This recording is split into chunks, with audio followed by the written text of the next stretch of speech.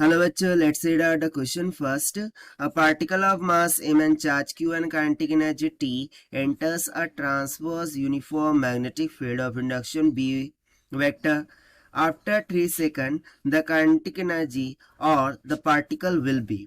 So चलिए देख लेते हैं हम यहाँ सोल्यूशन से. So बेसिकली यहाँ पर क्या हो रहा है कि एक पार्टिकल है, ठीक है, उसका मास दे रखा है m और चार्ज है q और उसकी काइनेटिक एनर्जी है इनिशियल t के बराबर. वो एंटर करता है एक ट्रांसवर्स यूनिफॉर्म मैग्नेटिक फील्ड में. सो लेट्स सपोज कि इस तरीके से एक ट्रांसवर्स यूनिफॉर्म मैग्नेटिक फील्ड है. इसमें एक पार्टिकल क्या करता है, इंटर करता है विद द चार्ज q, ठीक है, और उसका मास दे रखा है हमें m के बराबर.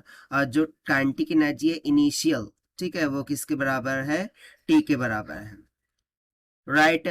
सो आफ्टर 3 सेकंड यानी कि 3 सेकंड के बाद जो kinetic energy of the particle होंगी वो क्या होंगी, वो हमें यहाँ पर एक्सप्लेन करना है, बताना है.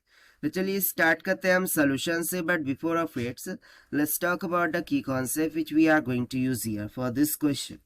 सो यहाँ पर हम यूज करने वाले हैं the property of magnetic field के बारे में. That is property of magnetic field, property of magnetic field.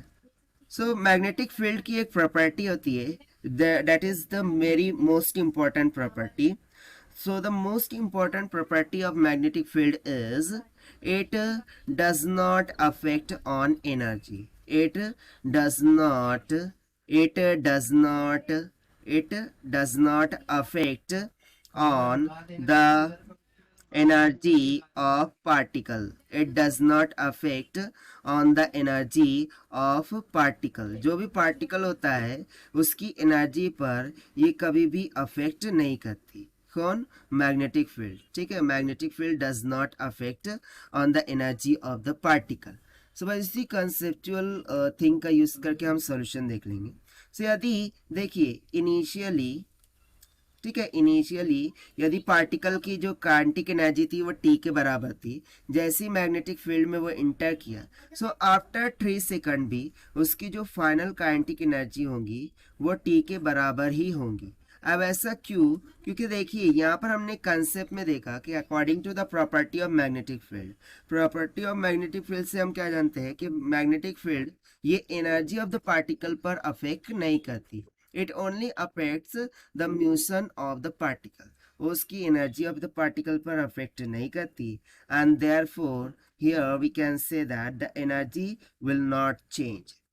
Therefore we can say that the energy will not change. जो भी एनर्जी है वो चेंज नहीं होंगी. जो इनिशियल थी that is T, so final भी क्या होंगी, टी के बराबर ही होंगी. और यही हो जाएगा हमारा आंसर फॉर दिस क्वेश्चन जो कि हमने सॉल्व किया by using the concept, that is the property of magnetic field concept से.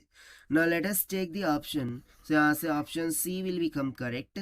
सो this is the required solution. I hope you understood well. Best of luck. Thank you.